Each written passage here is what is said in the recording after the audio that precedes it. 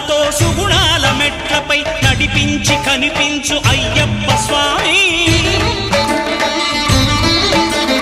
మకర సంక్రాంతి సజ్జోతివై అరుదెంచి మహిమలను చూపించు మణికంఠ స్వామి